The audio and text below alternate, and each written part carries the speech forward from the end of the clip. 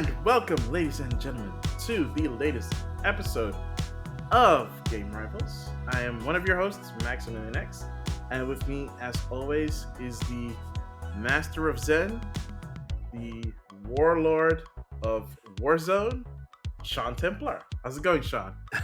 I'm good. I don't know if I'm a warlord, but I'm good. How are you? I'm good. I'm good. It's been a very interesting couple of weeks. To say the In least. the gaming world, there have been a lot of ups, a lot of downs. Personally, there have been some cool stuff, some more not less cool stuff, but more painful stuff because I finally got my second shot Yay. of the vaccine, which is great. But going to bed every night with a fever is not. So yeah, now at least I'm okay. No fevers. So cross your fingers that in about a week and a half, I'll be officially fully vaxxed. So that's a little bit more protection for myself and for others. So that makes me feel good. If I had Um, a confetti gun, I would pop it for you right now. yeah, yay, thanks for that. Yeah, and other stuff, but I think I'll talk about it in what we've been playing. So let's just jump right into the news because there's a lot to talk about.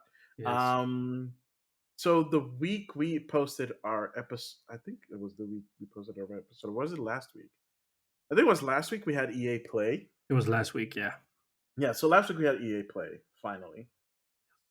And they have been ramping up towards it with these EA Play spotlights. And I don't know what your opinion is on the EA Play spotlights. I kind of feel like the EA Play spotlights is what you would have had if they did a E3 presence and they had like the developer interviews, because that's basically what they are. Okay. But they didn't want to put it all in the EA Play because then the EA Play would be too long, because it's not like an in-person event where they can just space these kind of interviews out. So then you're like, okay, let's just do like these specific vignettes leading up to EA Play, which are the spotlights that focused on either specific games or specific game genres, if that kind of makes sense. Because they had one about like shooters that was specifically focused on the stuff that DICE is working on.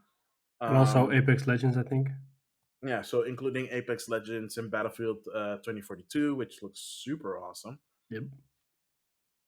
And then there was the rumor that they were announcing something right before we were going to record the previous episode.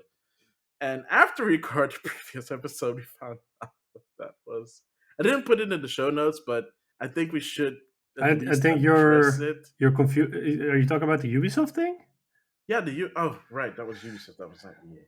My bad. I actually don't even want to talk about it because it's just that bad. You blocked it out of your mind. It's just that it's so bad. What is it called again? X Defiant? Yeah, Defiant X or X Defiant. It's a first-person shooter running on the Snowdrop engine, which is basically the engine they use for the Division. And it's just a first-person shooter in which they grabbed the Division, Splinter Cell, and Rainbow Six, and they just threw them all together. And they said like, "Hey, this is some new, super cool, innovative first-person squad-based shooter done by Ubisoft San Francisco." Never heard and of Ubisoft. No, we know what San Francisco used to do, right? I don't know. Did they do Watch Dogs 2 or I don't No, know. they used to do. Ubisoft San Francisco used to do support for like the shooter games. So this is like their first independent like project. Well, they certainly dropped the ball on their first one. I mean, it looks so. I'm not. No, I mean, besides the people that are getting free stuff from Ubisoft, Yeah. who are like super excited because you can see those people all over Instagram, for example, like, oh, that's so awesome. Like, you're only saying this because you get free shit. Otherwise, you would not say this. I dare you to be honest and give your opinion on this matter. I mean, we're always honest with that stuff. If it's good, we'll say it. If it's bad, we'll also say it. I mean, we're not biased in anything. I mean, I believe in criticism. So, no, just I don't even want to try it. Look, I'm holding out judgment, but the first impression is not a good one I'm not. at No, all. no. I mean, it's basically God, what is another squad based shooter? I mean, isn't Rainbow Six Siege like a squad based shooter? It is, but I don't know if it. I don't think it's. I don't It's think not they're. PvP though, right? It's PvE. No, it is PvP. Ah, I think they're trying. This is definitely not hardcore because I think they're trying to appeal to the casual player. So they said that yeah, like gunplay was it's really important to them. it's Uh, super neon-y and it looks. it's almost like it almost feels like more of an offshoot for Watch Dogs than anything. I think if Fortnite had grown up, then this is kind of what they were aiming at. And it wasn't a battle royale. Yeah. Yeah. Oh my goodness, it's so just looks so generic and so. Yep. I'm no man. And it's free to play, so You know what that means? Battle passes and loot boxes.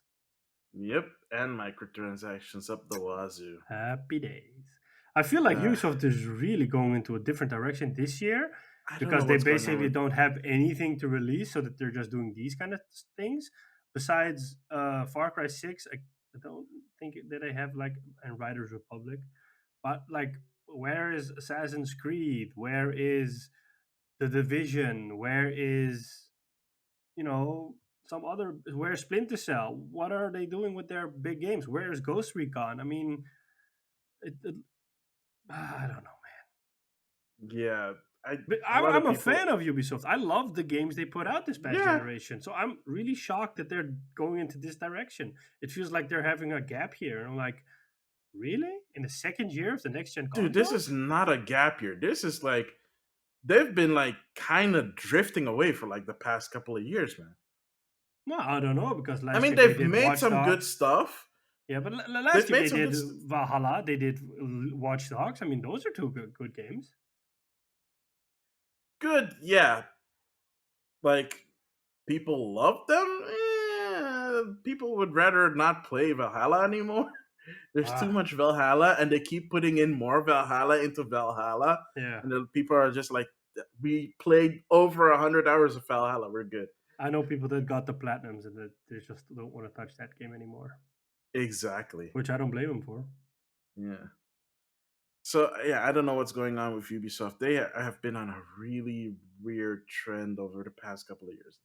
It's kind of It it's kind of almost feels like that they're turning into a new Activision because they ooh, kind they of should be found really this. careful with that. They found a secret formula in how to generate billions of money, and now it's like they're like kind of like when Activision figured out like, oh, if we do Call of Duty, it would just generate billions, and then they found out they can hook up battle passes to it, and then kind of go on that. And Ubisoft also found like a way like, oh, we cracked the code for live services, and it gives us billions, so let's continue on that path. And I'm like, please don't.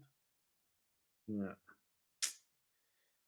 Yeah, it's I don't know what it is. But yeah, sorry. We were talking about EA Play and I thought that X Divine was part of that for some weird reason. Oh, I think thank maybe it's God it because I wasn't. was I think I kind of conflated with Apex Legend because they introduced like a new season and a new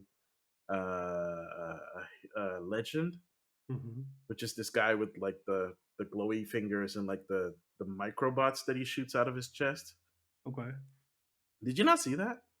Well, for Apex, Yeah.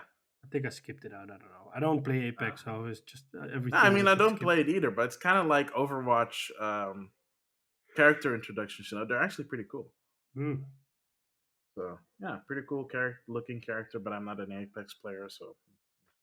But they did show some cool stuff. Battlefield 1942 with a new mode, Portal 2042. 2042. Did I say 1942? Yes, you I did. meant 2042. But that's also because Portal has characters from 1942.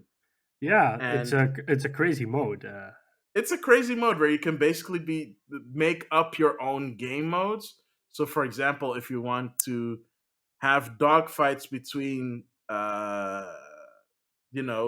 fighter planes from World War I or World War II against stealth bombers, you can do that. If you want to put up medics versus I don't know, engineers, you can do that. You can do anything. You can say, well, we're doing land battles, we're doing air battles only, but everybody has to be on a plane wing. You can do that. It's Yeah. basically the crazy stuff that people used to do in Battlefield multiplayer. They made a mode for that. Yep. And they've The added, only yeah, yeah, sorry, yeah, they've added they a lot of added. content from previous games. So Battlefield 3 is in there, Battlefield Bad Company 2 is in there, Battlefield 1942 is in there, Battlefield 2042 is in there. So you can make these really crazy combinations. And I mean, in the trailer, you saw modern day medics with defibrillators fighting against medics in the Second World War with knives. I mean, just think of it. Yeah, and this is only the beginning, because based on player and community feedback, they will add even more. And apparently, the tools for Portal are basically the same as that the developers are using, and it's all going to work through a web browser. So it'll be pretty Oh no, easy to are they do that. doing that again? I don't know if they're doing battle log, but at least the tools are web based, which is a good thing in this case, because then at least you don't have any clunky controller issues that when you have to specifically tie menus together or stuff like that. I mean, from a user interface and usability point of view, it looks really nice. Battle log was terrible. Yeah, you get used to it. Mm. But yeah, I mean, it looks cool. It looks fun. I'm actually kind of excited. I'd love to try it out, um, just because of the wackiness. Because, uh, so do you remember Battlefield Heroes, that free to play game that came out like 15 years ago? I remember. One of my personal favorite games. So you could do all this crazy stuff in that. It was basically that, but in like this super cartoony style. It's Yeah. kind of disappointing that that failed essentially, because it was only around for like I a think if it year was, and a half, I, maybe 2 years. I think if it was released around the time Fortnite got popular, Oh yeah, it then it might would have still be taken off. around. Yeah, Yeah, yeah, yeah. I think it would have also been a bit different if it released around the same time. It actually would have stuck around, and its evolution yep. would be different, at least enough from Fortnite. Um, that it's kind of disappointing. I kind of hope that with Portals, if that becomes successful, that they might revive, like create like a spiritual successor to that, because I would love to have It, something that's, it's a perfect free to play game. Battlefield. What is free to play? It's the perfect free to play game. Yeah. Especially if it can do wacky stuff. Yeah. That's the whole. That's the whole fun of the whole Battlefield aspect of multiplayer. Is the funky stuff. But I haven't. No, to be fair, like I do enjoy that. It's just, like with the older Battlefield stuff, it was a higher barrier to entry for me because I didn't have a PC Mm, strong enough to play those games. Plus, I didn't have a good internet connection. okay. I'm older now. I have my own computer. I have a decent internet connection. So Yeah. now it's way more appealing to play stuff like that. Yeah. Yeah, so that's why I will occasionally jump into like multiplayer games, like free to play games like that. I will occasionally play Fortnite just to see what's different, and I'll play it for like maybe a week, and then I just, okay, I've done that again. I haven't touched Fortnite in years. It is the mechanics are the same, but they added new mechanics and the map's completely different. So That's nice. yeah. Speaking of dabbling into things, Pokemon released a new game, They did.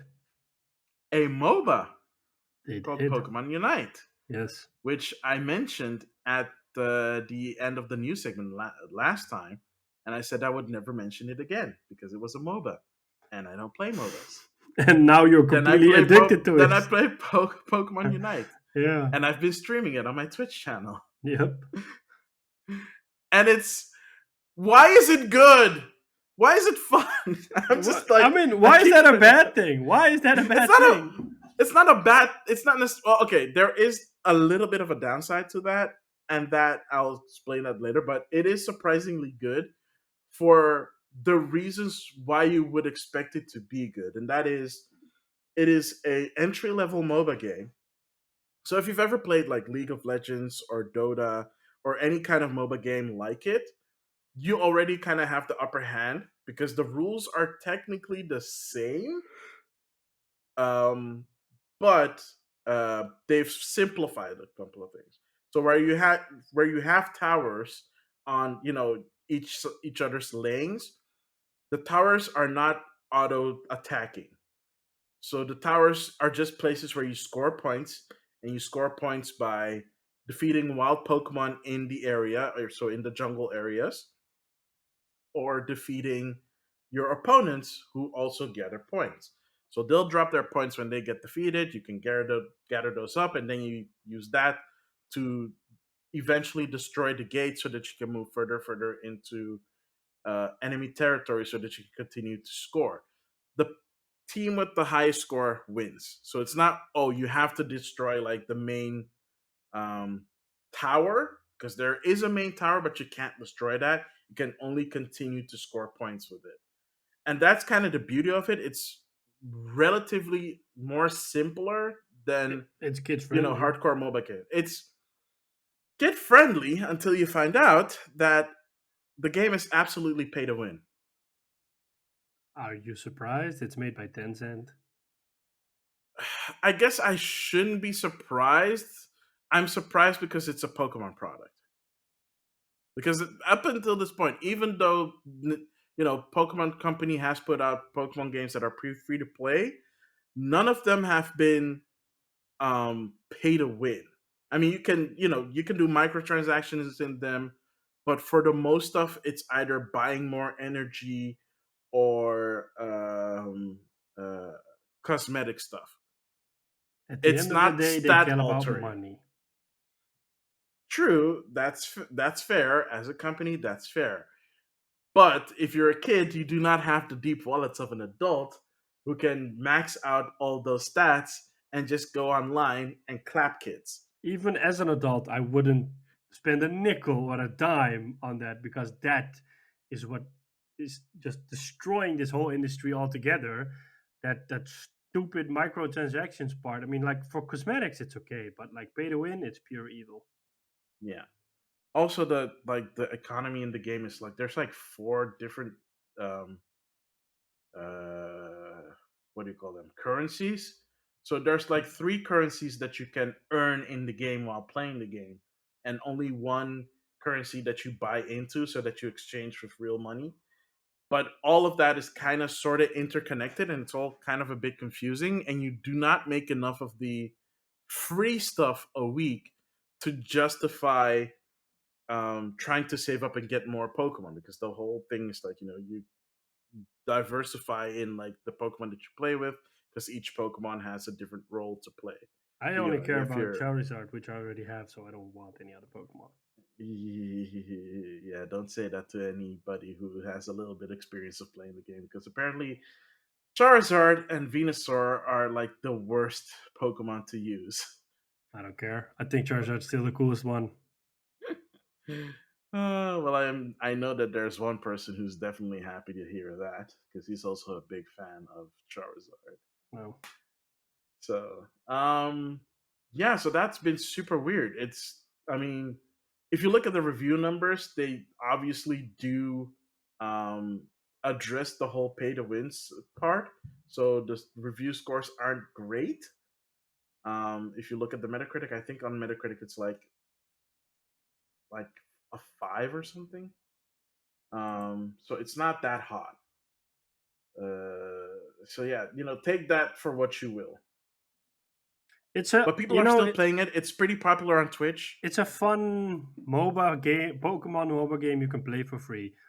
If you Yeah, want to try it, you could try it. If you don't want to try it, don't try it. It doesn't cost you anything except your time.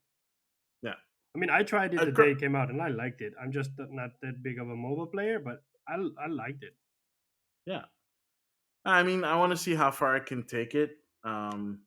I haven't. The only thing I did was I bought the battle pass, and that's it because it was relatively cheap.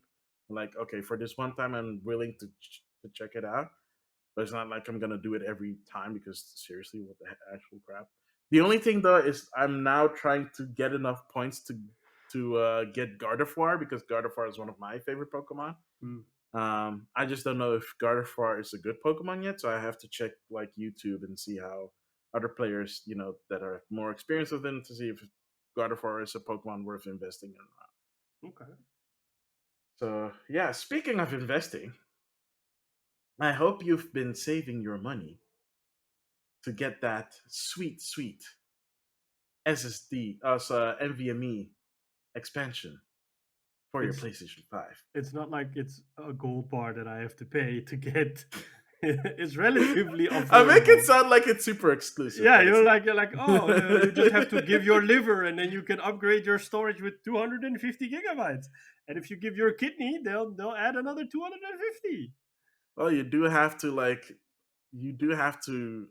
increase your reading and understanding skills I because think there's people a are lot of. making it far more complicated than it already is. I also think that you're giving people way too much credit and thinking that they'll get like enthusiasts like us. We get it, right? Yeah. I'm talking about the people that aren't enthusiasts that still bought a PlayStation 5. Yeah, okay, but in those cases, what you'll probably get is that a lot of news outlets, YouTube videos, there will be a lot of people in the end that put out like lists of these are the best SSDs to get for your PS5. Blah blah blah blah blah. I'm talking about the people that don't even watch that. They are like, little Johnny has a PlayStation 5, Yes, needs external storage. yes, They'll just go to a random computer store. yes. They'll ask the clerk, hey, I need NVMe, and they'll get it, and then it's the wrong one. I mean, I cannot imagine that that clerk in the store won't ask him, okay, cool, what are you going to use this for? Because that's a pretty out of the ordinary question. Hey, give me an NVMe SSD. It's not something like you hear every day. It's not like going to the supermarket and buying uh, some potatoes. It's Oh, come like on. You've been to stores where the clerks don't care. I certainly hope they will care in this case. But anyways, we're making it. We're make. It's not like we're gonna send us a rocket to Mars. It's an SSD. I mean, it's good news. The beta firmware is in testing right now. One of the features is that the expansion bay is activated. I have seen videos already of people doing it. I mean, one of the Gen 4 SSDs you can get is one from Corsair, which is a really popular one. All SSDs need to have heat sinks, which is good. I mean, a terabyte for that driver I'm talking about is 160 euros, which is a lot of money, but relatively, it's okay. It's affordable. So, like, if you want to add a terabyte of extra storage to your PS5, you can do that hopefully after the summer. And they're doing some more cool stuff as well. They're adding 3D audio to your TV speakers now. So you don't have to have a specific headset to get 3D audio. You can just do that with your TV speakers. How? I don't know. They're doing it. TVs don't have 3D speakers. The headphones aren't 3D as well, and like you can use all headphones for 3D audio. It's No, not I like mean, they yeah. throw special drivers in it. But is available, and they revamped the UI. They've like if you're playing a PS4 game or a PS5 game, it subtly in the corner says if it's the PS5 or the PS4 game. It's Oh, also finally, they fixed the thing that they should have fixed at the beginning.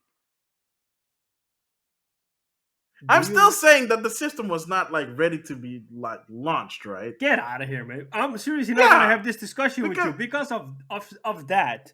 The system is no, not ready because to of be other launched. stuff. Like Like the what? NVMe was like the expansion slot was not ready to be used. There aren't enough games to even justify it now. It's like you don't have to fill up your drive. Like, which dumbass is gonna fill up his drive on day one? You don't even, unless you're one of those wackos that plays 30 games at the same time, which I personally do not understand that people are doing that because how are you enjoying that game? I mean, I know that people do it and it just annoys the shit out of me when I'm like, I see people saying, like, oh, today I'm gonna play Cyberpunk. And then the day after, they're like, today I'm gonna play Control. I'm like, but you were playing Cyberpunk yesterday. Don't you want to know how the story continues? You can't tell me you finished it. And then the day after, today I'm playing Mass Effect. I'm like, What the hell is going on? These are massive games. How are you not confusing what's happening? Some people have the capacity to do that. Plus, need I remind you that when the PlayStation 5 launched, Yes. people were having issues with capacity because the dang thing was downloading PlayStation 5 and PlayStation 4 versions. They fixed that. Yeah, but it should have been something that wasn't an issue to begin with. We talked about this You when it lose happened. some, you win some. You can't have it all in there from day one. Microsoft did. Microsoft created this stupid marketing term called smart delivery, and they basically bombarded us works. with it. No. I'm not talking about the fact if it works or not. I'm talking about the fact that they waterboarded us with this stupid term smart delivery, and as soon as the damn box launched, they're not talking about smart delivery anymore. Why? Is it not that important anymore? Is it not that Maybe it's because it just works. No, because why waterboard us for months with the stupid term, and then suddenly when the damn box comes out, stop talking about it? I mean, why could you talk about it 2 months ago, but now suddenly you forget to mention it? Now all you talk about is Game Pass. Waterboard us with that.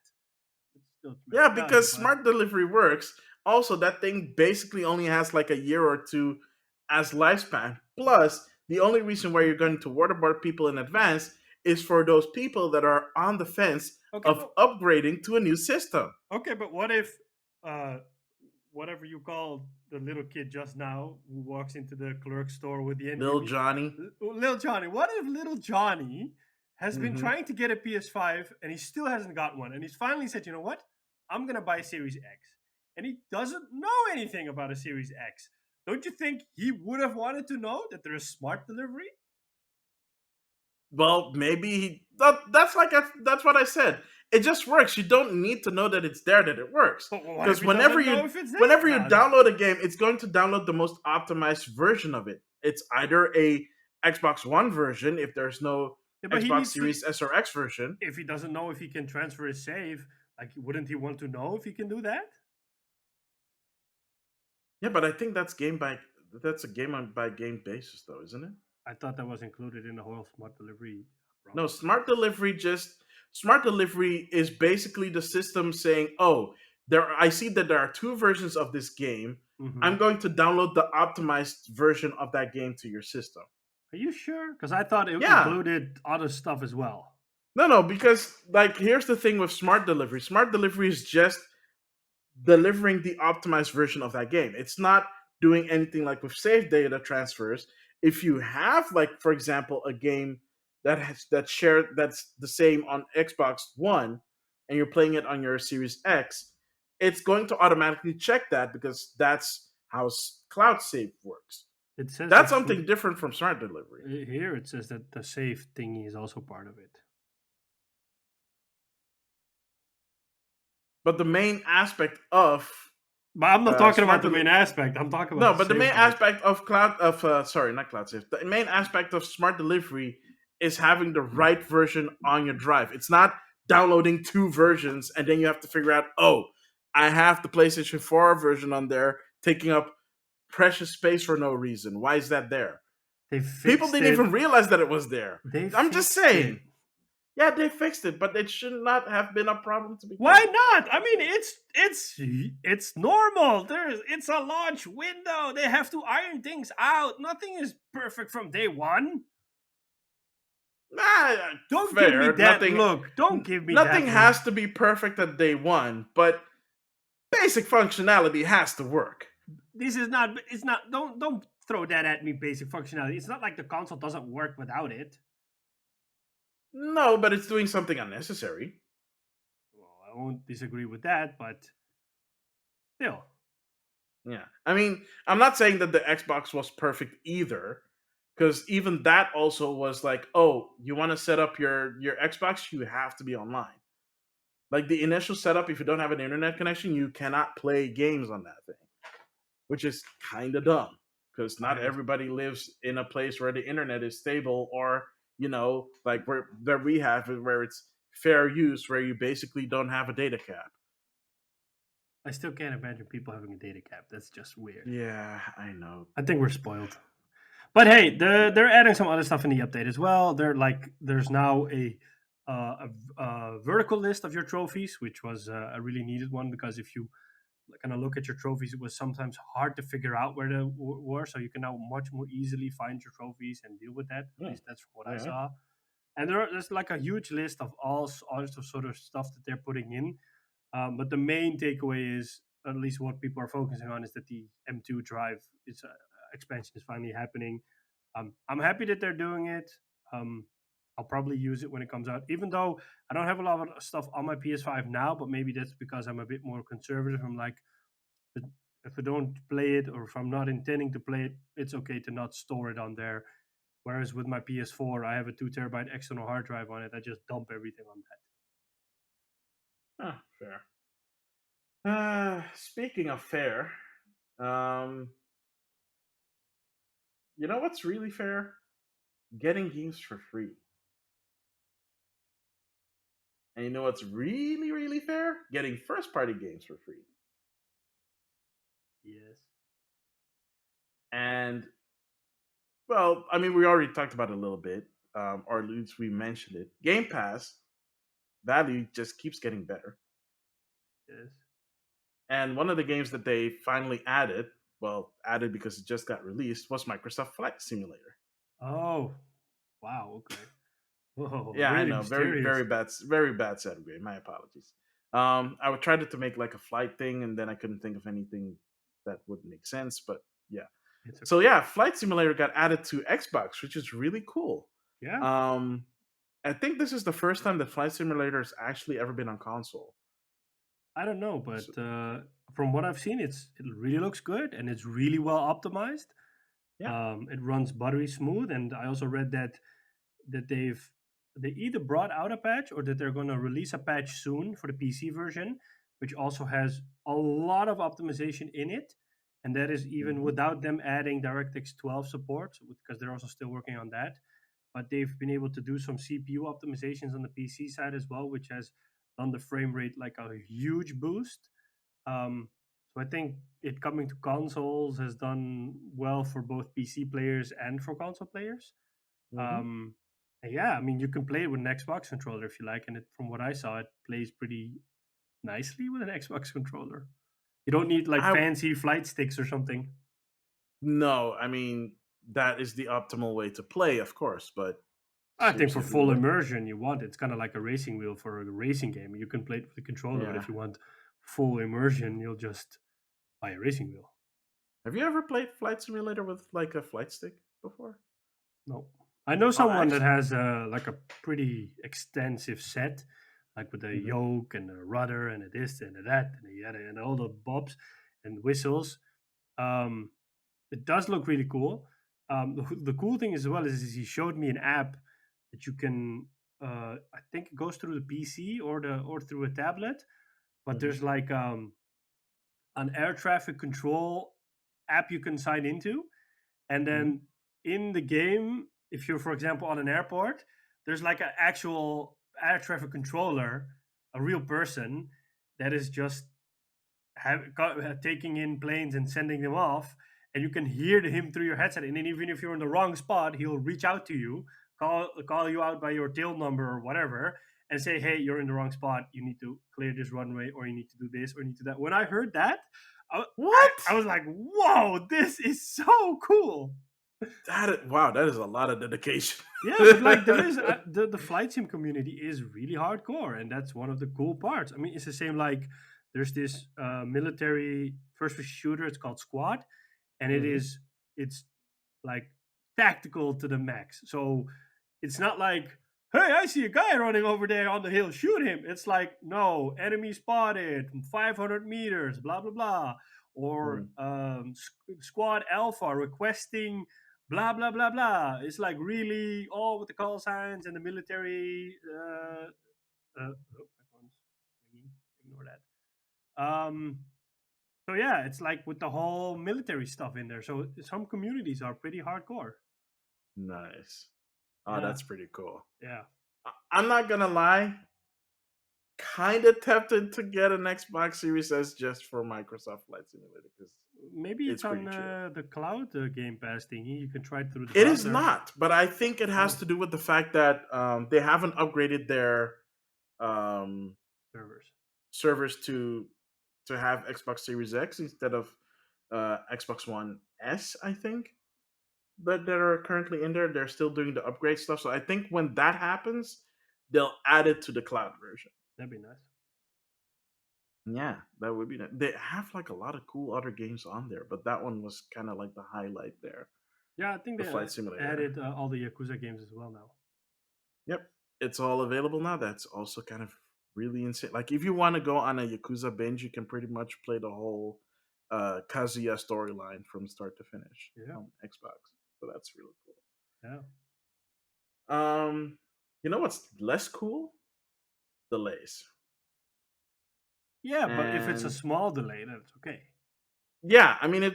Here's the thing with delays. We've said this before, and like Cyberpunk was like the big example of why delays are important. Is that if you put out a mediocre product, you're kind of gonna lose a lot of face. So it's better to delay it until you have something that is actually decent to release. Yeah. So Kenna Bridge of Spirits is one of those PlayStation 5 console exclusives. It was supposed to come out mid August, and then it got delayed to September 21st, which is, yeah, disappointing at first, but you know what? As long as the game is better for it, sure, why not? I was personally looking forward to it because they announced a while back that it's also going to be available to play through GeForce Now Mm. uh, with ray tracing. So that's going to be really nice. Yeah. Uh, so I've been looking forward to that. It's coming out on the Epic Game Stores. So when that comes out, I'm probably going to get the PC version through there because just the game just looks so friggin' good. Well, now people can buy Ghost of Tsushima the director's cut and completely play that, and then by the time they finish it, they can buy Kenna Bridge of Spirits. Wait, when's that coming out? August 20th. Ah, okay. Huh. They also said this week that the Iki Island expansion for Ghost of Tsushima is basically the size of the first island in Ghost of Tsushima, which is a pretty big island. So I think it's around 10 hours of Mm-hmm. content on the first island, and I don't think that is that's like the first act of the game, and that's not even counting all the side stories and stuff you have and side activities. So if you upgrade to the if you already have Ghost of Tsushima, the upgrade to the PS5 version is $30. So for $30, you get basically an expansion to the story, which is a minimum of 10 hours, or at least it's looking to be 10 hours, which is longer than most single player games, to be honest. So looks like to be a lot of value in there for gamers. Well, I was hoping that that would be the case, considering the weird upgrade path for that game. Yeah. Um, The upgrade path for Death Stranding is completely different. There, if you have the PS4 version, you can upgrade to the digital deluxe version for like $10 something like that. And then you can just pop in the PS4 game on your PS5, and then you have the PS5 version because it downloads it. So it kind of uses the 4 and the 5 version. But mhm. if you buy the PS5 version separately, the other day I looked in the PlayStation Store, it's 49.99, so it's not €80. Wait, seriously? Yeah, I mean, I was surprised because now I bought Death Stranding on disc. I don't have a disc PlayStation 5. So I'm like, well, if it's only $50, I might as well buy the game digitally. Really? Oh, okay.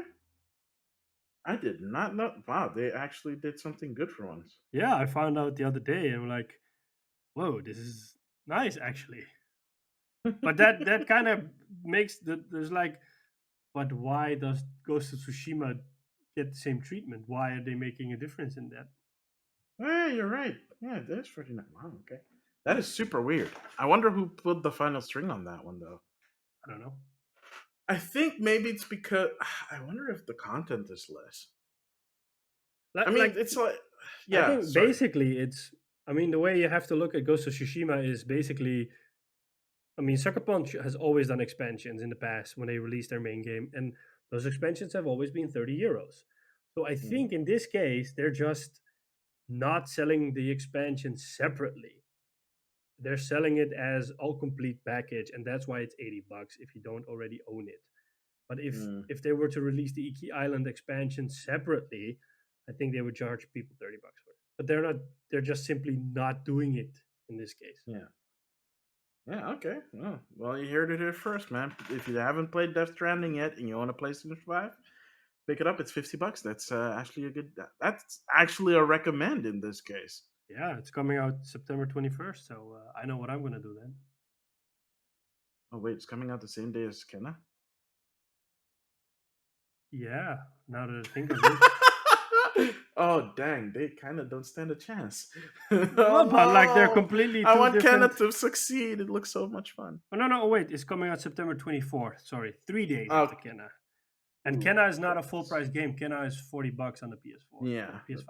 yeah. It's also 40 on the So I Epic think Store. I So don't think it's that long of a game. no, but yeah, I don't know. Like I won't know until it comes out. I will. Okay. I think. Oh, there is one more thing, PlayStation related. A new milestone Yes, that it has hit. yes. So at this point in time, the PlayStation 5 has sold over 10 million, Yep, and it's faster which than is, they did with the PS4. yeah, how long did that take? On the PS4, I thought it was 271 days. On the PS5, it's around 240 something. So they did it in a month less. That's pretty decent. Yeah. Yeah, 10 million. It's again like amazing, The estimates especially for considering the everything.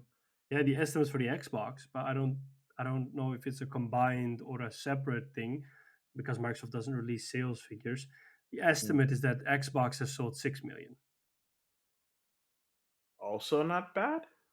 Again, all things considering, it's not bad, but if you can pick up Series S at a store right now, then you can kind of see where the demand more lies. It lies more with the high end stuff, and the PlayStation 5 and the Xbox Series X are that high end stuff. But then I'm wondering, are they able to make enough Series X or not? Because I if don't think they're that's the case, pursuing and it. people like if people are more willing to wait to get their hands on a Series X over a Series S, so they don't want to compromise, despite the fact that it plays pretty much all the games, Hmm. then I can understand why the sales are technically less than the PlayStation, because people are willing to wait for the X, but they're taking a longer time to be produced. In theory, if that's the Yeah, case. yeah, I guess. I think it could also be that either people are waiting for a blockbuster such as Halo, so maybe because they're like, there's not a lot to play on the on the Xbox right now, I might as well hold out to Halo because Halo is a system seller. So Mhm. you might see like a huge spike, but again, I think the data is a little bit biased because Halo's coming out in the holiday season, so you already have a spike there. But like if the trend keeps on going in January, February, March, in which they keep on selling a lot more Xboxes, then it could be that that because Halo came out. I don't know if Microsoft is pushing as hard as Sony because Jim Ryan has said we're incredibly proud of this milestone, but our work is not done because we are still trying to meet the demand of the consumer. We have found ways to make the PS5 faster and to churn them out faster. It's just simply that we cannot meet demand because it's just so big. Um, Mm. so they're like in a luxury position as a company that they just no matter what they put out, it just gets sold. Whereas with Microsoft, one could argue that they're like not in a rush because they're maybe betting more on Game Pass. They're like, yeah, well, people can buy an Xbox or they can just buy Game Pass and have Game Pass. Yeah, yeah, and like more and more like third party games are also releasing day and date on Game Pass. Yep. Um, not obviously like the AAA stuff; those tend to wait a little longer. But like the smaller, like B tier games. Again, B tier doesn't mean it's bad. It's just like a slightly lower grade. those tend to either get day and date release, or like if not day and date, like shortly after, they might be on Game Pass. And Yeah. it's a great value for that fact because it helps those developers get recognized for the work that they do, and people might actually see it out other games that they've made, or they'll hear good stuff about, um about the game, and then they'll get it because games are not permanent on Game Pass except for first party games. Yep.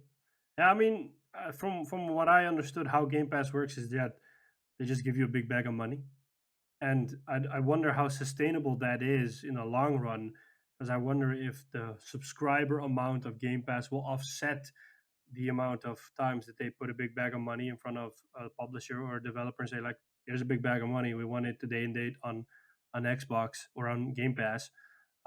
Because basically, if you're looking at what's happening in the PlayStation case, is that Sony built this tremendous first party lineup in the past generation.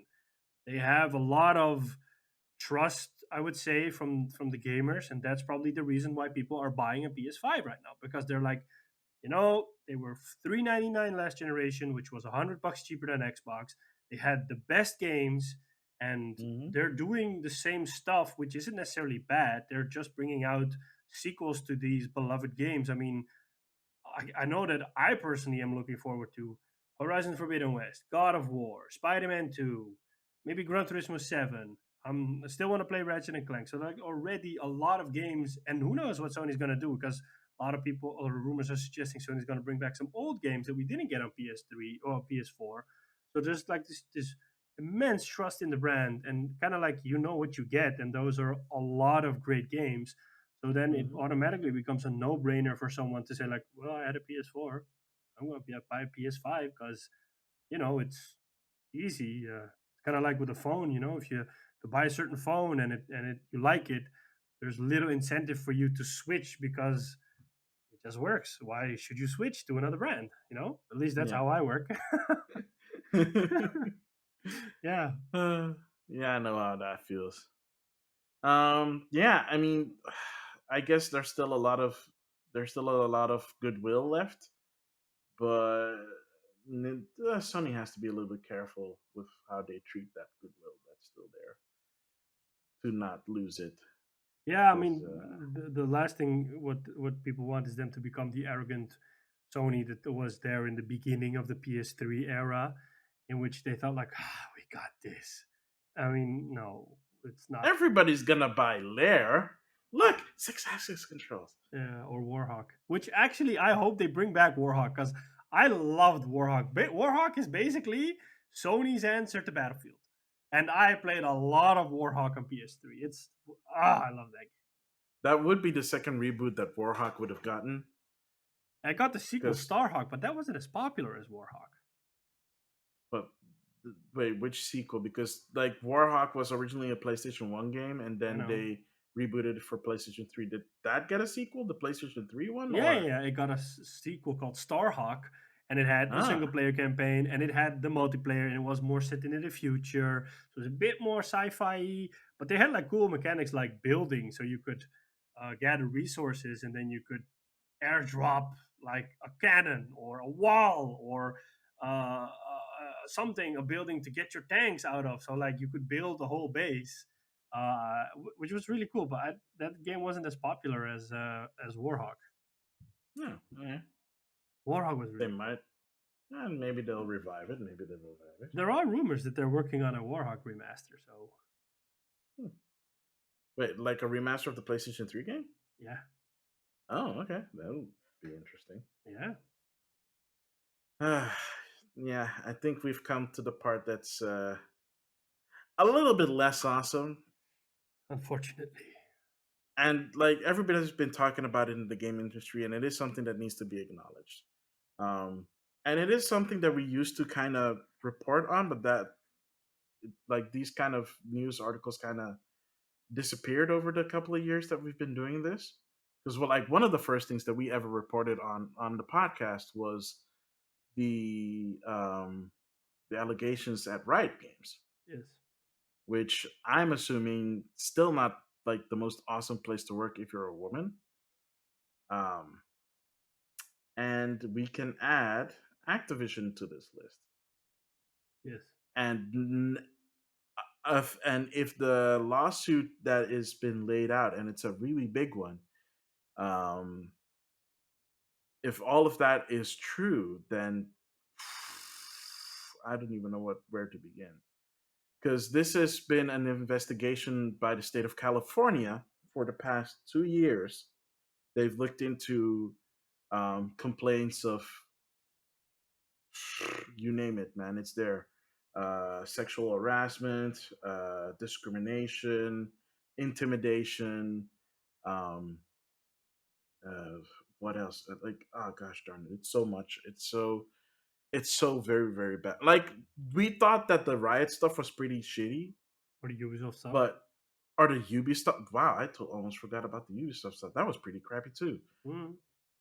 And yet, nothing that they did compares to the Activision's lawsuit. Like the stuff that's in there, like I kind of don't want to even repeat some of the stuff. Like one of the worst things in there is that one of their female employees took their own life during a business trip with um, one of her superiors, a male superior, and he brought some very questionable. How do I even say this without adult stuff? And apparently, she was already being harassed like by other people there, including that guy, and that was basically the thing that tipped her over the edge to take her life. And and the initial response that Activision had was like there's the obvious really crappy um Corporate corporate response. corporate response, and not even that, oh, um we're looking into these allegations, flat out denying it, and then saying that the lawsuit is hurting the company, and just not even acknowledging the fact that there's something wrong going on with them. And apparently it's been going on for a really long time, because apparently there have been people just like outing their own stories on social media. When the story hit, like if you hit Twitter, it apparently blew up with Activision Blizzard employees, both current and former, that brought their experiences to the table. Two former executives wrote apology letters. Too little, too late. I'd say, because you were there when it was happening, and you know that when stuff like this happens in a company, any company, the only reason why it's perpetuated is because from the top down, nothing is being done. They know that it's happening, and they just don't care, because all they care about at the end of the day is making money.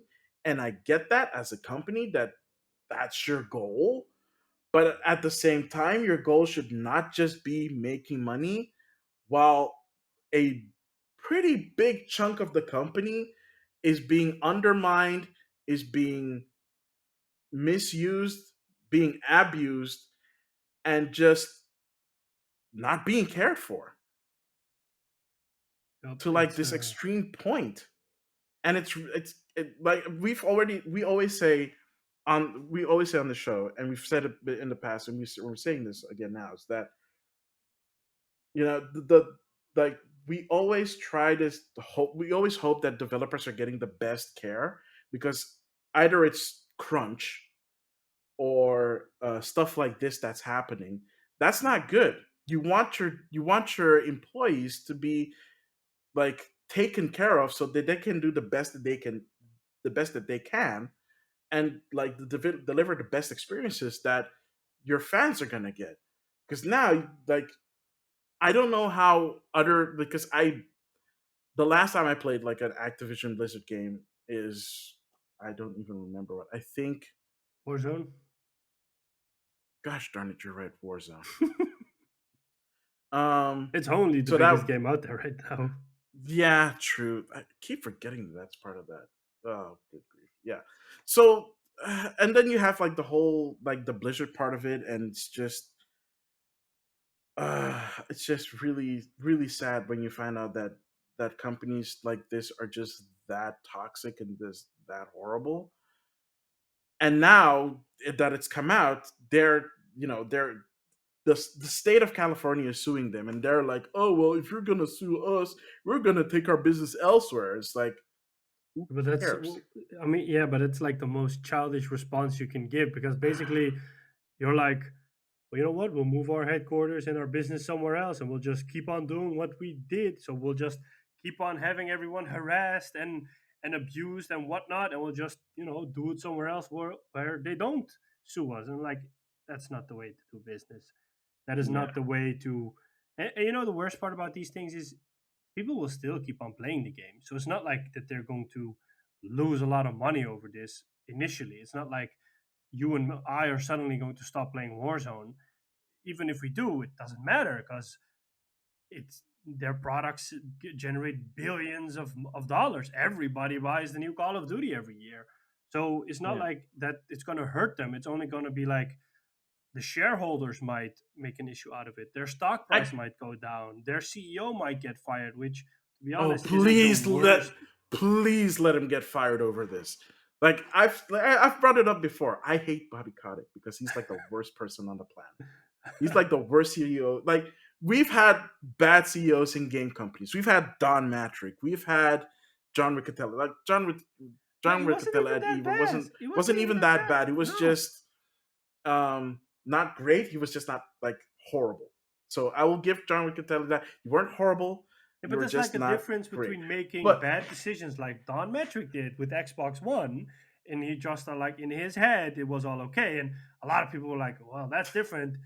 I mean, there's that, and then at the other and end then of the there's spectrum is you is make Bobby freaking Kotick. millions by firing people, and you save a lot of money, and then you profit off of that. You get a lot of bonus for that, and you make sure that your company turns in billions, and then you look away when these things happen. And we know that Bobby Kotick doesn't care because in the past he used to say stuff like, "Well, if they have to crunch, then so be it." Like he doesn't care about the developers. He doesn't care about the employees that work at the company. All he cares about is that they make the products that make the money for the company. So he This makes is the one of the money. reasons why when Blizzard got bought by Activision, everybody was scared for Blizzard because they were like, "Oh, this is gonna kill the Blizzard half of it." I'll tell you that a friend of mine sent me an article a while back, and he said if Activision hadn't bought Blizzard, this would not have happened. And I thought, like, I think you're right. And just quickly look back at what it was. It had to do with a Diablo game they released in a bad state. And then he said, like, yeah, but if Blizzard hadn't merged with Diablo 3? Activision, no, I think it's Diablo 2, the remake, or Warcraft, or let me just quickly look it up. Oh, you mean the Warcraft 3 remake? I think it was that one, but I'm just quickly scrolling to see if I can find his response and Yeah. reply, because he said like, if Activision hadn't merged with Blizzard, Blizzard would never have done this. It sounded like such a money hungry move from Blizzard that you were like, okay, I'm really surprised. I'm sad that Blizzard does this. Yeah. Yeah, because that is a total Activision move. Yeah, it Let's is. not forget the reason why a whole bunch of plastic instruments are at Goodwill places is because Activision basically burned out the Guitar Hero franchise, um, and also a bunch of plastic figurines in the sky what's that Spyro game called again? The Skylanders? The one with the toys. Yeah, the Skylanders. Yeah, yeah, yeah. Yeah, that's also Activision. Not, yeah, not anymore, but they used to. It says here that Blizzard didn't want to postpone Warcraft 3 Reforged because of pre-orders. So Yeah. Blizzard apparently knew that the game didn't meet the requirements that they had promised, but didn't want to delay the game because of the pre-orders. Blizzard was afraid that customers wouldn't want a refund. That sounds more like an Activision decision than Blizzard because let's not forget, at least when Blizzard was still Blizzard, their whole thing was the game's ready when it's ready. Yeah, yeah, definitely. they haven't act like the Blizzard side of thing hasn't acted like that in a very long time. I don't even remember the last time they did that because they just now release games, with Yeah, maybe the exception of i- Diablo on mobile. in the article they go a bit more in onto that. The reason the game wasn't in a good condition was that they didn't put a lot of money into it, unclear vision and mismanagement. And Blizzard wanted to put that money in bigger teams such as Diablo 4 or Overwatch 2 because they kind of know that those games generate more money. Yeah, But I think that this has clearly to do with that. If this is true, it's because they merged with Activision. And I mean, there's like this saying that eventually, when the more you deal with something or the more you hang out with something, the more habits you take over. So this looks like something like that. yeah. Oh man, and like the crappy part is that apparently the male employees there are just a bunch of bums, or at least like a certain group of them are basically a bunch of bums.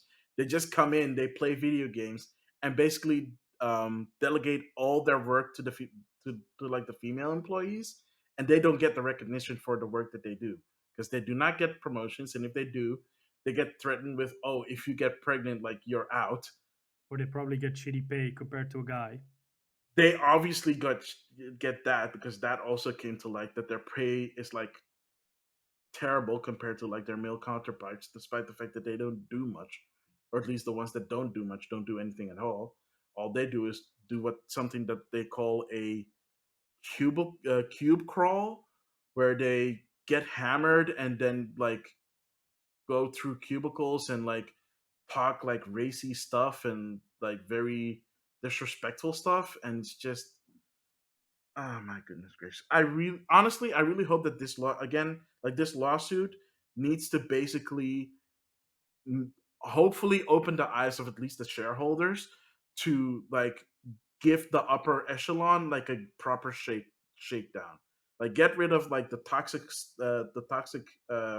leadership from the top, and just hope that that works, and I hope that it leads to um, like better what would you call that? What's the word I'm looking for? Like, Better work circumstances for the female yeah, better employees. works. Exactly. Thank you. I couldn't. I was so pissed off. I couldn't even think of the word. Yeah. So, my heart goes out to like all the employees there, um, especially the female employees that have to go through all this crap. Um, I hope, I really hope that this lawsuit turns makes their work environment a lot better than it is right now, and that in the long run, that Activision actually becomes a proper place to work, and hopefully in turn it makes it a proper place to make good video games and not just churn out stuff that just makes money. I don't know. I mean, I condemn these things. I mean, I've always taken a clear stance on this, and I've always said that the great thing about being a gamer is that it brings us all together. And Exactly. no matter if you're a guy, a woman, no matter your orientation, your religion, your whatever, it doesn't matter. It brings us all together so we can enjoy gaming. And Mhm. that goes for the people that play the games as for the people that make the games. So I mean, I really hope that it gets better there. I feel that this is not the end. I suspect a lot of companies do this, and that it will eventually come out. I mean, if you're doing it, if no matter your size, it will come out eventually. No matter Yeah. who you are, um, Ubisoft, it came out. Riot, it came out. Activision came out. If you know whoever does it, it comes out. And I think that the only way for it to get better is if it comes out, so that there's more, that they spend more money and more attention on improving circumstances in certain companies, like equal pay. That's just like fundamental. Why is there such a big pay gap? Yeah. Treating people fairly. I mean, so what if a female employee gets pregnant? So what? Why is that a bad thing? I mean, there are in the Netherlands as well. You have loads of companies that just, Yeah. when people. I mean, I know someone. She went on leave because she's almost due.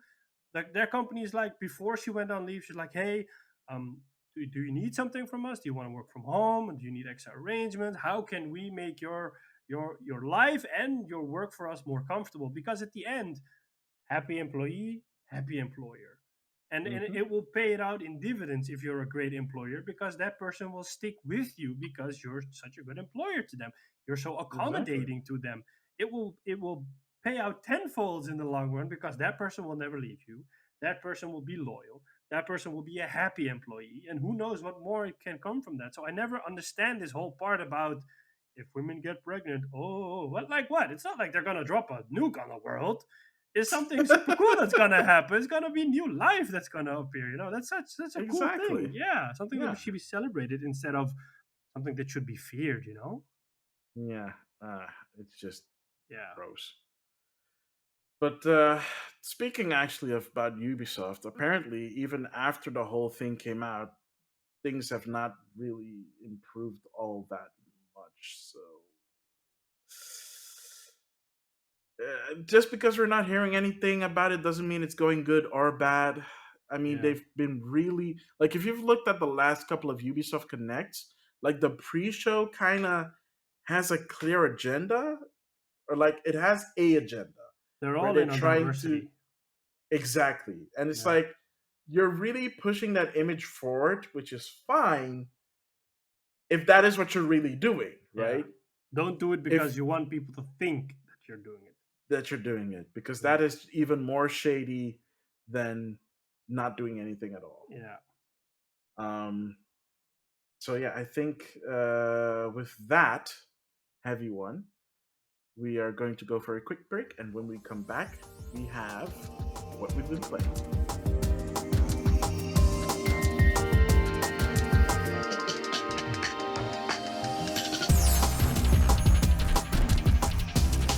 And we're back, ladies and gentlemen, with what we've been playing. So, Sean Templar, are you finally out of that gaming dip? Oh, I am. I don't know how it happened, but suddenly it was gone. Why Okay, again? sorry. I was thinking about something way, way, way worse, but it's yeah. Continue. It's not like I So, sacrificed a goat or something to get out of no, it. no, no, no, not nothing like that, man. Something way more personal, but it's fine. Okay. So, Um. what have you been playing? So yeah, I played a little bit of Pokemon Unite, and Hmm. I'm not really a mobile player, but I mean, I think it looks really nice. Plays really nice. It's really friendly, user friendly. So I think like everybody can just pick it up and play it. Hmm. Um, I'm actually surprised they did this on Switch and not on handheld, like on mobile or something like that. Oh, it's But coming to mobile, but it's coming out in September. okay. Well, that obvious. Okay. But yeah, I mean, I think you can pick a starting Pokemon. I picked Charizard because it's my favorite. I don't care if it's the worst Pokemon. I won a few matches, so I'm really happy with that. Um, and then yeah, because it's not really my game, it was more like just trying it out and seeing what the fuss is about. Hmm. But yeah, I mean, I saw you play it on stream a couple of times. It's really, I think you love it. Obvious. I enjoy it a lot, yes, Yes. I but went. I'll talk more about it later. I know that I if I have to pick one genre of single player games that I really like, it's generally open world games. So I had a few open world games that I still hadn't either played or finished. Um, Hmm. so I went back to Ghost Recon Breakpoint, and I started playing that again. I'm I think 6 hours in, something like that. I mean, it's not the best. I mean, if you compare it to Wildlands, Wildlands was really good, and this one is like okay. It just it doesn't play smoothly. So like it's I don't know how to call it. I mean, you can notice it with mechanics like when you're aiming, it's not just missing that little bit of smoothness. Or when you're driving, the handling of the cars, it's okay, but it's missing that little bit of smoothness, and that's my biggest thing with the game. It just lacks a little bit of smoothness. If you look at where it came from, because I bought it when it came out, secondhand. And if you look at where it is right now, the game has come a tremendous way. I mean, you didn't have AI team buddies in the game when it came out, and you have that now. So like they've added a lot of stuff, and they really made a great game out of it. I think they took it from a 4 to like a 7.5 to an 8 maybe. So there's been a lot of work in it. Um, yeah, so I'm just trying to make my way through the single player. I moved my PS4 from my living room to my bedroom, so I have it hooked up to my 4K monitor. So I don't. So I kind of made that distinction, so it's easier for me to like kind of, I don't know, go into like, okay, now I'm gonna play this game, or I'm going to in PS4 mode, and just sit here behind my desk and just my trusty old DualShock, just play those games, and for some reason it's working. So um, I'm playing that, and then yesterday I saw someone post that the Avengers game that came out on PlayStation and Xbox and the whole shebang has a free trial this weekend, and it's the full game. Oh. And it includes the next gen version, or at least the PS5 version. So I downloaded that yesterday, and I've been playing that for the last 2 days.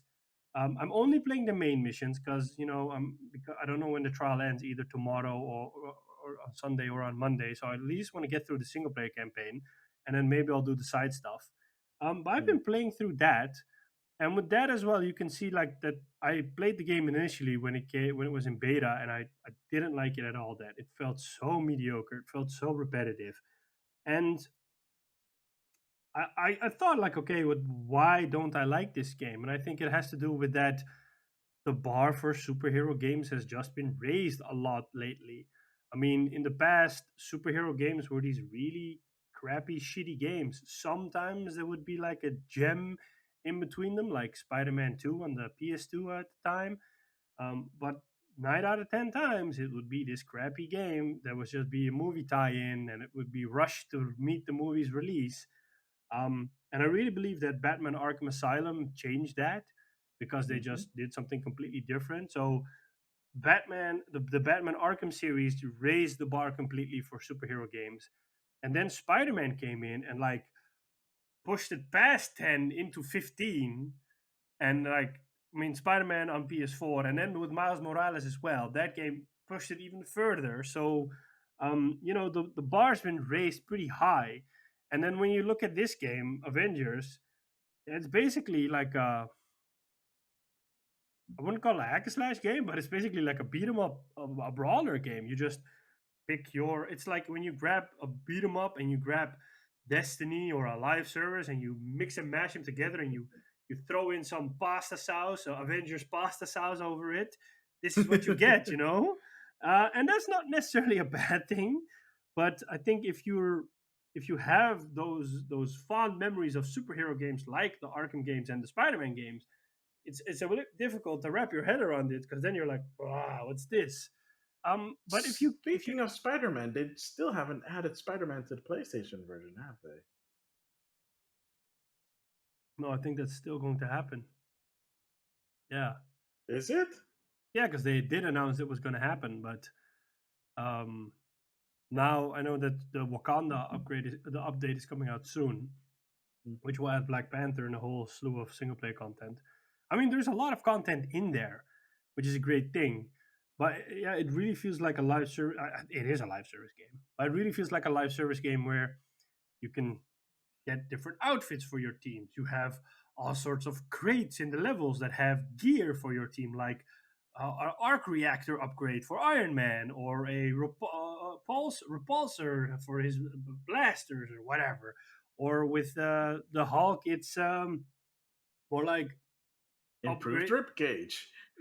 Yeah, stuff like that, or fists, or I don't know, whatever. And then with Miss Marvel, it's like a bracelet. They just do something. But yeah, I mean, the combat's fun. Um, it's not a game that you have to. I mean, just turn your head to zero. Just numb yourself out. Just don't expect anything big, and just have fun. I mean, that's it. Just have fun. Don't expect some crazy, emotional, story-driven experience. Don't expect end game. Just have fun, and then it's an okay game. I mean, I always said if the game would be $10, I would buy it. Well, now it's free, so I can play it this way. Um, they're doing a discount, and if you buy the game, your progress transfers over because it's a trial. You don't get any trophies, but I can live with that. Yeah, I don't do it for the trophies anyway. Yeah, I must say that the PS5 version looks really nice. It looks Really? really, really nice. Because the PlayStation 4 version was not very good optimized last Yeah, I here checked. they give you the option to go for upscaled 4K 60 FPS, so performance mode, or resolution mode where it's 4K locked at 30. I'm playing 60 FPS mode, and I mean it looks really nice. It's like subtle details that the characters have on their outfits or in the environment. It just looks really nice. So um, you can notice that the Crystal Dynamics, the people behind Tomb Raider, made this game, because there are like subtle things in there where you're like, I've seen this before in a Tomb Raider game, but that's okay. I mean, that's the experience you bring to the table. That's Yeah, what you see when you play The Last of Us. You're like, well, I do see Uncharted in here a little bit. That's just the and experience the you bring to the foliage table. and stuff like that. Yeah. But that's not a bad thing. I mean, yeah, I hope to finish it either today or tomorrow. I'm a bit oh I'm at 60 or 70% of the game, and I've been only playing it mostly today. And that's probably because I'm just doing the main missions. I'm not really playing the side missions. But that's more like because I don't know when the trial ends, so I want to finish it before the trial ends. Um, besides that, All right, so this is me, Max. I am calling it. We'll be right back after these technical difficulties.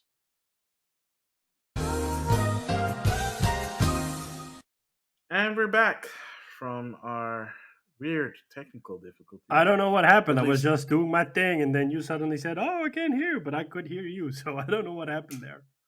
yeah, you froze on my end, so Oh, okay. that's gonna be interesting to edit for both of us. But yeah, just finish your thoughts on Avengers. So yeah, I mean, if you just want to play a fun game and don't have a lot of expectations, which I didn't have, Hmm. um, just play it. I mean, yeah, the trial will probably be over by the time this episode airs, but I know that Square has been doing a lot of deals on this game in the last few months because I think they really wanted to sell. Hmm. And they're doing more Marvel because in October they're going to do the Guardians of the Galaxy game. I don't know if that's going to turn out well, but who knows? Um, Yeah, yeah. a little bit disappointed that it's a cloud game on Switch. Well, I So think that's that's even better because that way you don't have some dumbed down, ugly version of the game, but you can at least play like a pretty nice looking game on Switch. true, but that means you can't play it offline. Uh, And if the game ever goes away, it's gone forever. You don't have a Switch version. You just have a cloud client, to be which is honest, apparently what they're doing now. Because like I don't know if a lot of people want to play that game, let alone a second time. you don't know that the game's not out yet. But I mean, come Uh, on. I have the same feeling about the game that I had about the Avengers initially. And I mean, like, it's that the Avengers is that I'm playing it now. But I think if I played it on release, I would not be as positive as I am right now. yeah, fair. Um, So there maybe have been try it a in a lot year. of yeah, maybe, but there have been a lot of cloud games lately on Switch. It's Like the future. Plague Tale Innocence is cloud. The new Life is Strange games are cloud, which is super weird because I don't think those are like graphically taxing games. I don't know. So it's weird. I mean, it's interesting, and at least the option is there, but at the same time, it kind of feels like, okay, I get why some people want like a Switch Pro, because then they don't have to do weird cloud solution thingies. Yeah. So yeah, anything else you've been playing? No. Oh, so that's it. Okay. That's it. Yeah. Yeah, it's because this whole stupid technical difficulty kind of derailed us, but fine. Oh, All yeah. right, No, that's basically so what I've played. So what have you been playing? Well, I mean, we already talked about it a little bit before, but Pokemon Unity, I've been playing that. I've been Pokemon playing that on Unite. my stream, and yeah. So I said in the previous episode, basically, that I was ready to hate on the game because it's a MOBA, and I don't care for MOBAs. I was like, why are you making a Pokemon MOBA? Like, what's the appeal there? Like, who is it for? The only other answer that I had for that was that it is being co-published by Tencent. So it's basically another reason for a Pokemon game to exist in China. And from what I can tell, at least, the mobile version, which is coming out in September, um, people people are doing like the closed betas was done on mobile, and the closed beta is still being done on mobile for China. I actually saw some like beta footage of, like, for example, they released a new Pokemon, Gardevoir, which is one of my personal favorite Pokemon. And I saw, before it got announced that Gardevoir was coming on Wednesday. I It saw really some sounds like like you're saying God of War.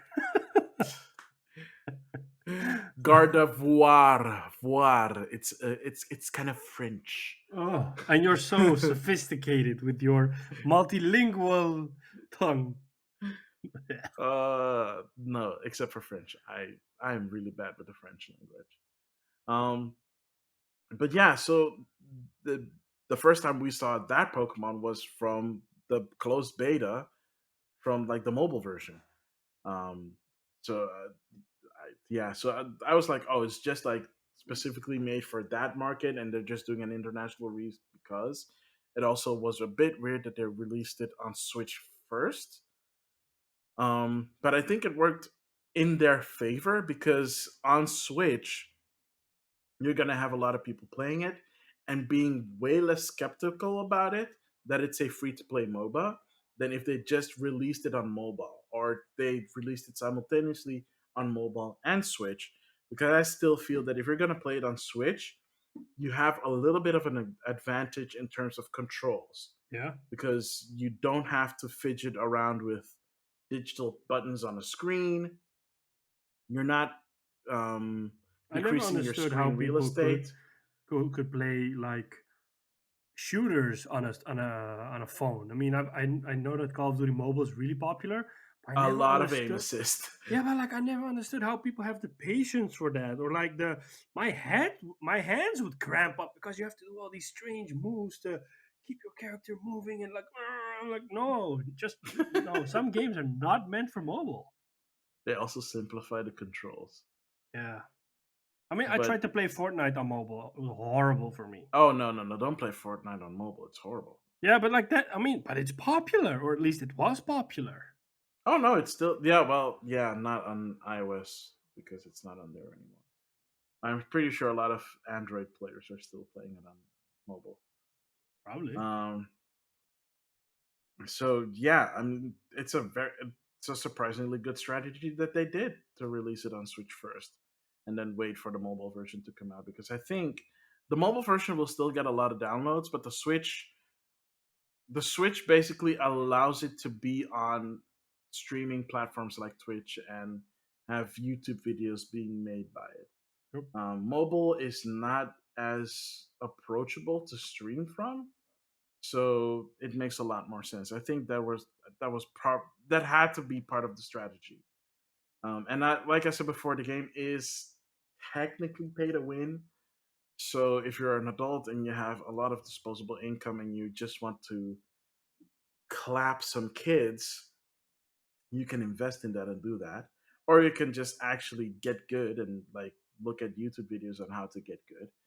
Um, and like watch Twitch channels by, professional, no, not professional, but like experienced League of Legends players playing it and like giving you like top strats and whatever.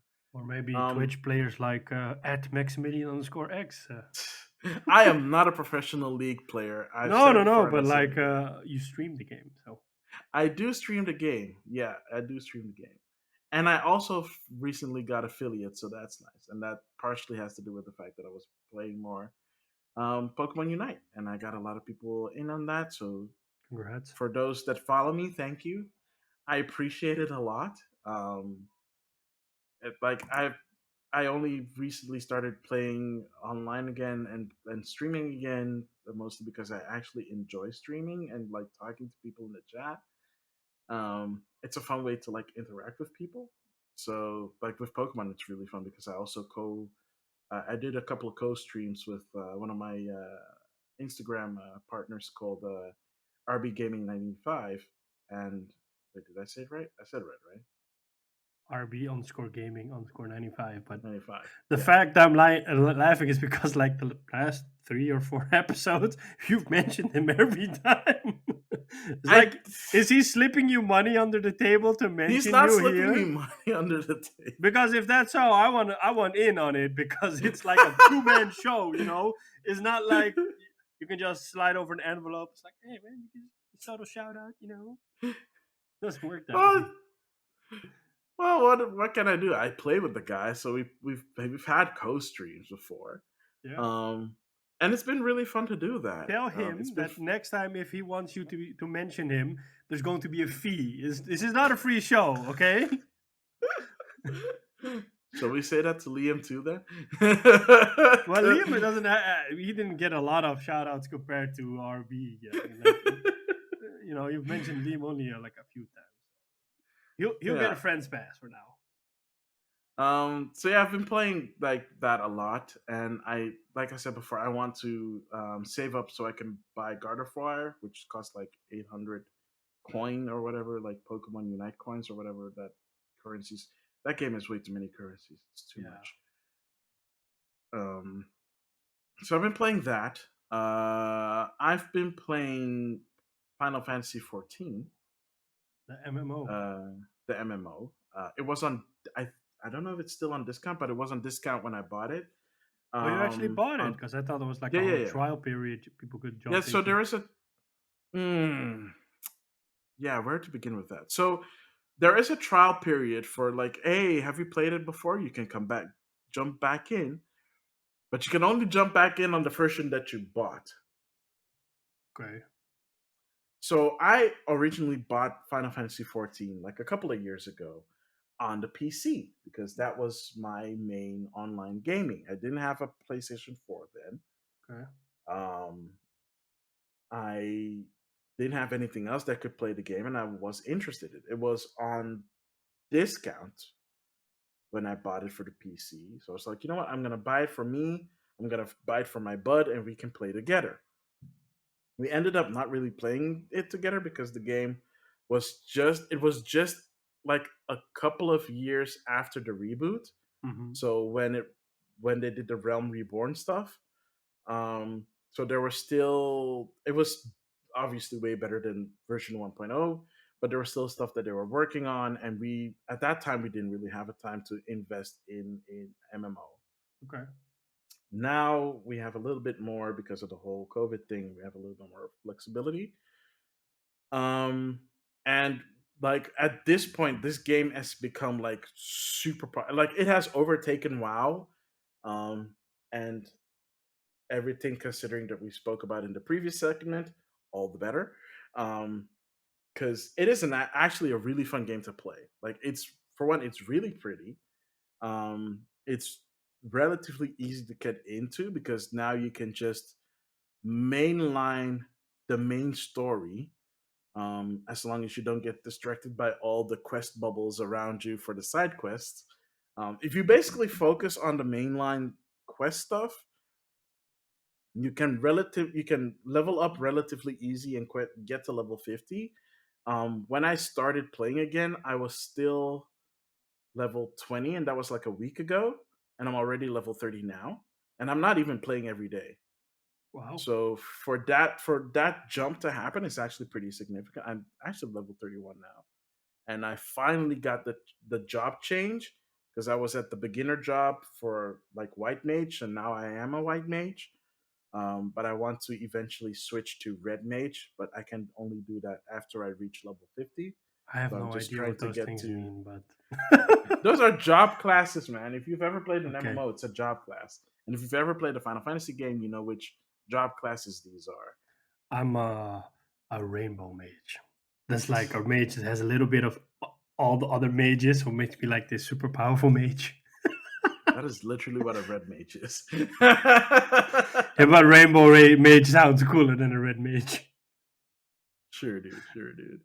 So yeah, I've been enjoying that a lot. I do a little side questing here and there. That's more like you have different side quests. You have like super basic side quests that just give you more experience and more gold, or like more other stuff. Like if you want like items or something like that. And then you have side quests that unlock stuff in the game, for example, there's this side quest that you have to do that unlocks the PvP, like a PvP mode. Like there's a specific island where you can do PvP. There's another like PvP event that you can unlock that you can basically jump into whenever. It's like this huge large scale PvP um, like war essentially. So it kind of feels like what you would have in like other MMOs, like as a big raid. So that's what that is. Um, you can do also other side stuff, like for example, to get your mount. So now I have a chocobo that I can ride everywhere. I just did the side quest so that I can use a that same chocobo in battle as a battle companion, so that it'll aid me in battles. But they don't. They're not available in dungeons. So like in player instances, I can't use them because you're already playing with other players. And Final Fantasy 14 has these instances called duties where um, either like it's story critical or not, but you can jump into these duties where you're in an instance with three other players. Yeah, with three other players, and you each fulfill a role. Like it's mandatory. It Each duty needs a tank, a healer, and two attackers. So either ranged or melee. Okay. And because I'm a conjurer slash white mage, I'm the healer. So I basically have to always fulfill the healer duties. So I have to make sure that our team doesn't die, which mm, I'm not saying I'm bad at it. It's just that I I kind of get distracted and I kind of want to do some damage myself, and it's like, oh crap, my teammate is almost dead. I need to heal him real quick. So yeah, I mean, I've been doing that, and it's been really fun. And it's way like I've played different MMOs. I've played Guild. What's Wars. it called again? Guild Wars. I've played. It's fine. It's fun. Like it's doable. Like Guild Wars is one of those games you really need to play with other people. Otherwise, um, well, that or you have to like really socialize in the game so that you can like it says it's Guild Wars. The whole point of it is to play with other people. World of Warcraft, I've tried so many times, but I could not get into that.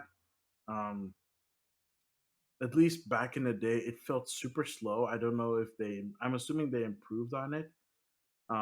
But even when they like, oh yeah, it's gotten better, it's gotten easier to level up, and I played, I'm like, I am not feeling like the level. Like it doesn't feel like I'm leveling up as quickly as I should.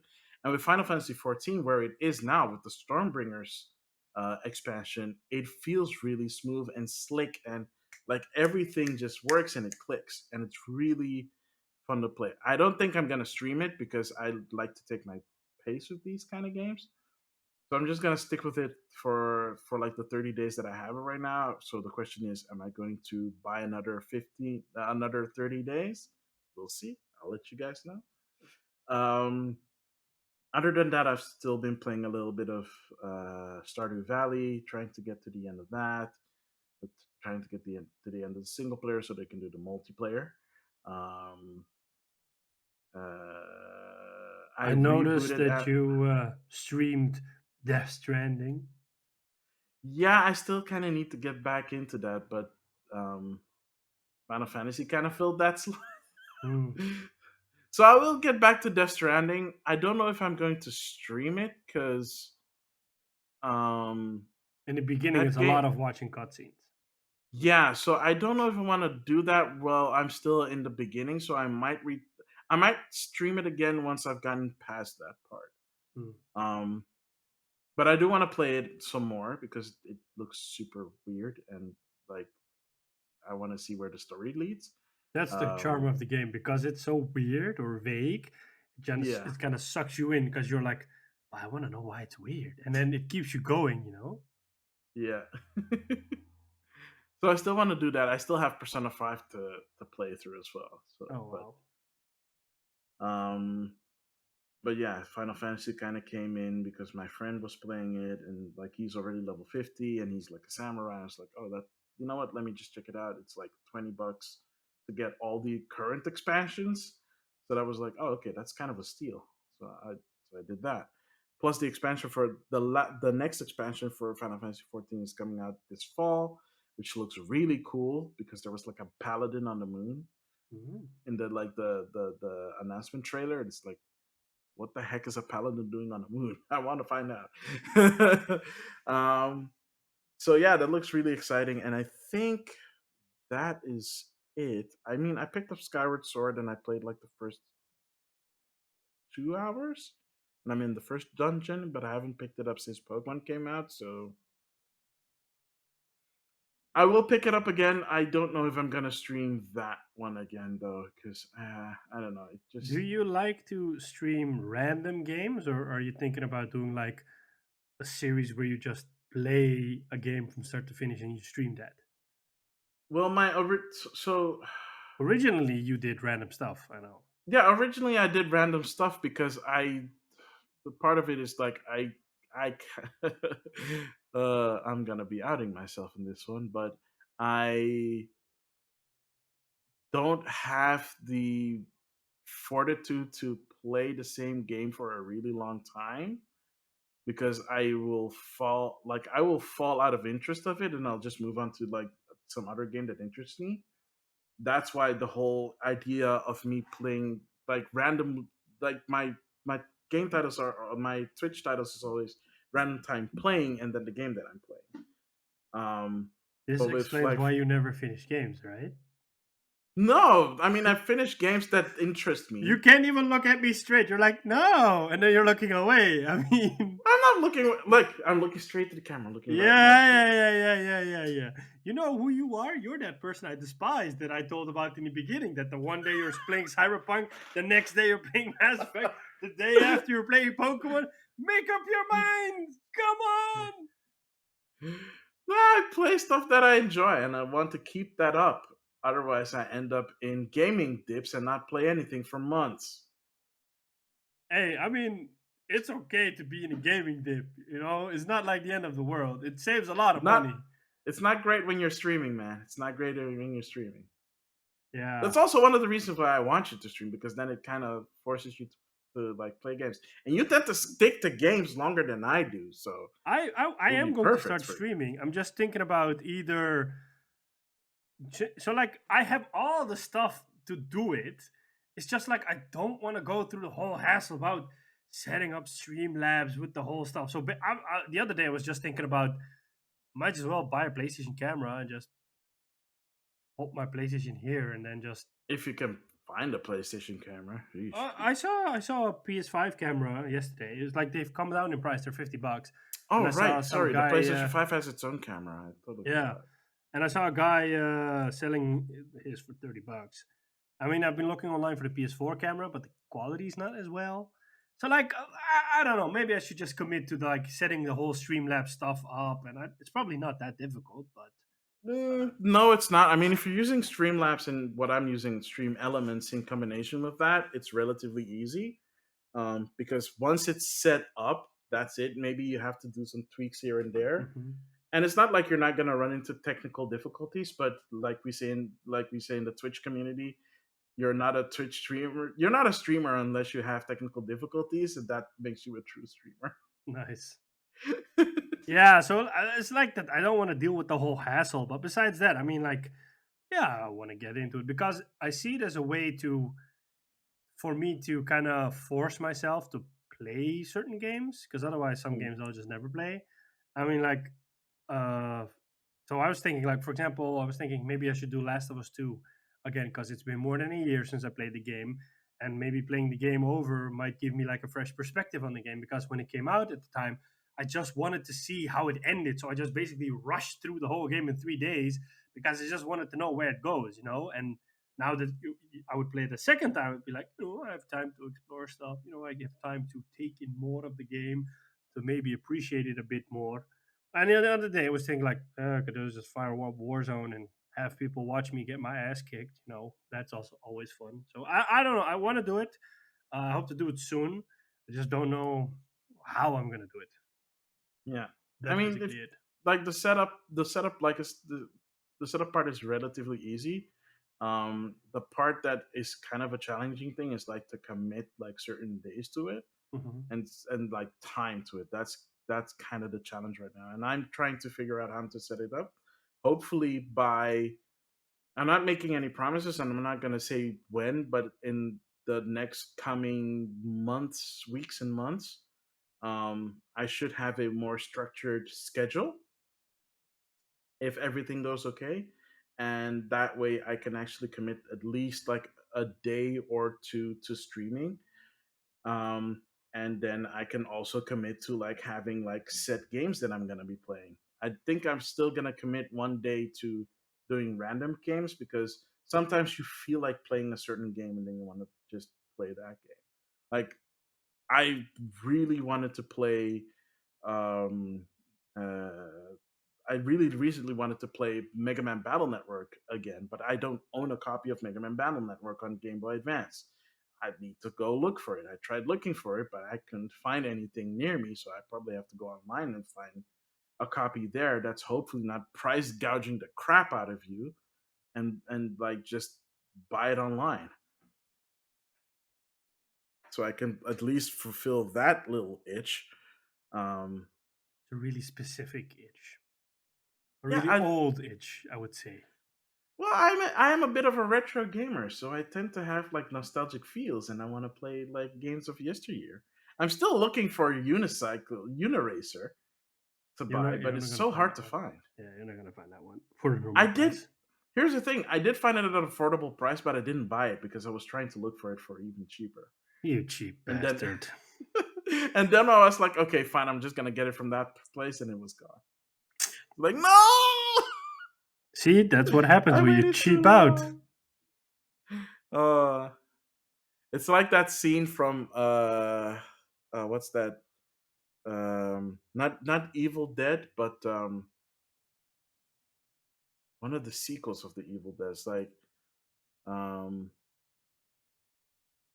so basically he goes to sleep and then he has to wake up during a certain time, but he wakes up like centuries afterwards and then he's like, "No, I slept too long. The whole world is destroyed." Reminds me of South Park, where Cartman can't wait for something and then he freezes himself in and he wakes up too late. Oh yeah, that was kind of a oh yeah, that was the what was that one again? Where he was waiting for the was it for the Wii? So he was waiting for some tech I thingy. think it was I think it was either for the Wii or for PlayStation 3 or something. Yeah. But you couldn't wait. Yeah, it was for the Wii because it was this whole like two-part thing and like with like future otters and stuff like that and all ridiculous. Yeah. Oh man, that was good times. But yeah, that's what I've been playing. All right. Then I think we're at the end. Yes, we are. All right. So I have to do something that I said last time that I am not a fan of, but unfortunately, because of discoverability and stuff, we have to do this. So thank you all for tuning in. Um, we would really appreciate it if you followed us on YouTube, subscribed, hit that little bell ring a ling ding thingy so you get notified when we publish a new episode. But as well on the podcast platforms that you listen to, if you could be so kind as to leave us a good review, as podcasting platforms don't really have like an algorithm that push something, so discoverability is really poor on podcasting platforms. We love making this show, and we just want a lot of people to just enjoy the crazy stuff we talk about. And besides the things we do to make sure that a lot of people get to hear us, we sometimes need to ask for a little bit of help from the people that listen to us. And one of the things is subscribing or leaving a review. As I said, I'm not a fan of it because it doesn't feel um, really natural to ask that. Um, but it's not like we're doing it to get money or something. It's just more like, we No, want more it's people to be able to enjoy this. exactly. So thank you for that. You can find us on all major podcasting platforms: Apple Podcasts, Spotify, Google Podcast, Overcast, Anchor. We're probably, you can think of it, we're probably there. You can reach out through email, gamerivalsfeedback@gmail.com. Twitter is @game_rivals_. You can find Maximillian there @Maxemillian. You can find him on Twitch, also @Maximillian_X. Yep. You can find us on Instagram @Maximillian_X for him, Game Rivals for where I'm mostly at. On YouTube, but we'll leave the link in the description because YouTube sometimes if you just type in Game Rivals, it won't pop up um, because there are also other people that use tags and how that stuff works. So we'll put that link in the description. Um, If you want to talk to us, we are also on the Discord. The link is also in the description of this episode and in all previous episodes. Yep, and also on the YouTubes as well. Basically, I just copy the stuff that's in the episode stuff and I put it in the YouTube stuff, so you can find all the links there as well. So yeah, that's basically it. Thank you all for tuning in. I have been and always will be Sean Templar, And I have been and will always be Maximillian X. and we'll catch you on the next one. Later.